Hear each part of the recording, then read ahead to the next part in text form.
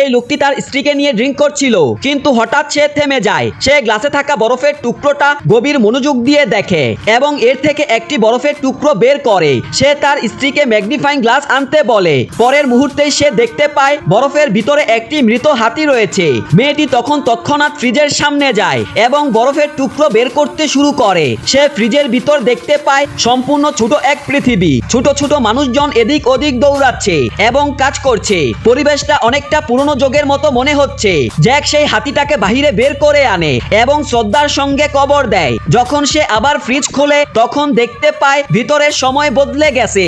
এইবার সেই জায়গাটা অষ্টাদশ শতাব্দীর মতো লাগছিল, যেখানে কারখানা তৈরি হচ্ছে এবং মেশিন চলছে। কয়েক মুহূর্তের মধ্যেই ফ্রিজ আবার এক নতুন যুগে রূপান্তরিত হয়। তারা দুজনেই হতভম্ব হয়ে যায়। মনে হচ্ছিল যেন তারা অন্য কোনো জগৎ দেখছে। কিন্তু হঠাৎ করে সেখানে একটি বোমা বিস্ফোরণ হয় এবং জ্যাক পিছনে পড়ে যায়। ফ্রিজের ভিতর তখন এক ভয়ঙ্কর যুদ্ধ চলছিল। ভিতর থেকে ঘন ধোঁয়া বের হচ্ছিল।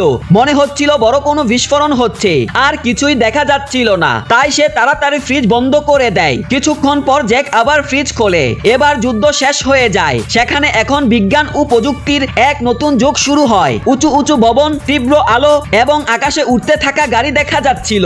হঠাৎ কিছু জ্বলন্ত আলো এক জায়গায় জড়ো হয় এবং ঘরের ভিতর ঘুরে বেড়ায়। কিন্তু কয়েক সেকেন্ডের মধ্যেই সব আলো আবার ফ্রিজের মধ্যে ঢুকে যায় এবং অদৃশ্য হয়ে যায়। এটা দেখে তারা দুজনই অবাক। জ্যাক ফ্রিজের প্লাগ খুলে ফেলে এবং দরজা বন্ধ করে দেয়। পরদিন সকালে তারা নিজেদের আটকাতে পারে না। তারা আবার ফ্রিজ খোলে। ধোঁয়া সরে যেতেই যা তারা দেখে, এবার ফ্রিজের ভিতরের জগৎ আবারও এক প্রাচীন যুগে ফিরে গেছে, যেখানে ডাইনোসরদের রাজত্ব চলছে।